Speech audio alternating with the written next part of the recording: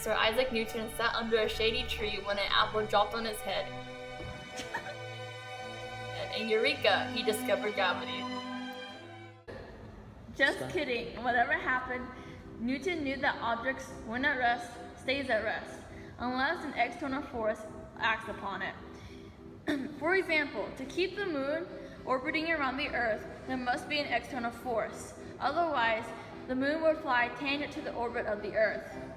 He coined the word gravity to define the forces that existed between all objects. This force is the most prominent and the most dominant of all forces in nature. It holds everything together. Newton knew that the force that caused the apple's acceleration, gravity, must be dependent upon the mass of the apple.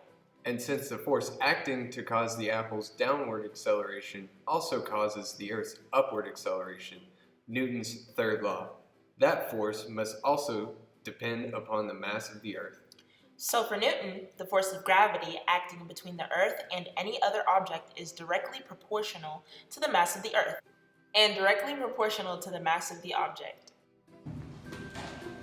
Hi there, didn't see you yet. Well, we're performing an experiment where we analyze gravitational free fall acceleration.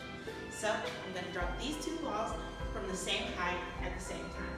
As you can see, they're different sizes. Today we conducted an experiment using an iPhone 6s. We used the phone's burst mode, which shot pictures at 10 frames per second.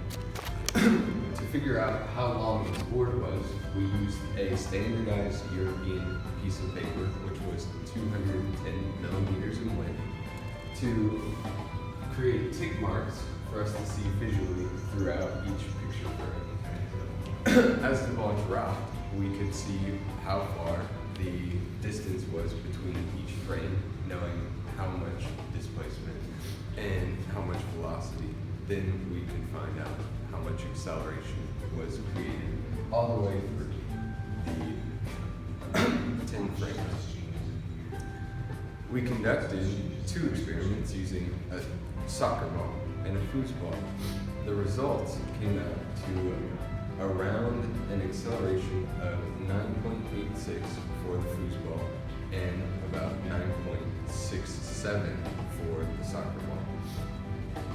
To this, we resulted that the gravity was constant between two masses and that gravity was around 9.81 meters per second squared. Hi again. As you all noticed in the previous section, both of the objects hit the ground at the same time. Why is this? Well, gravity. The gravitational acceleration of two objects, or any object in free fall for that matter, will always be 9.81 meters per second squared, or in imperial units, 32.2 feet per second squared. In movies, stunt doubles jump from a high platform and land on the foam mat safely. According to Newton's second law, force equals mass times acceleration. We need to know the force caused by free fall at the location of the mat. Then we can calculate how fast to decelerate the stunt double. By proving that gravity is constant and that it is 9.8 meters per second squared, we can apply that to real-life situations like a free fall. For example, in the stuntman, the force needed to sustain the fall of the man must counteract with the force the mat applies onto the man. Thus, the man can land safely without crashing into the ground.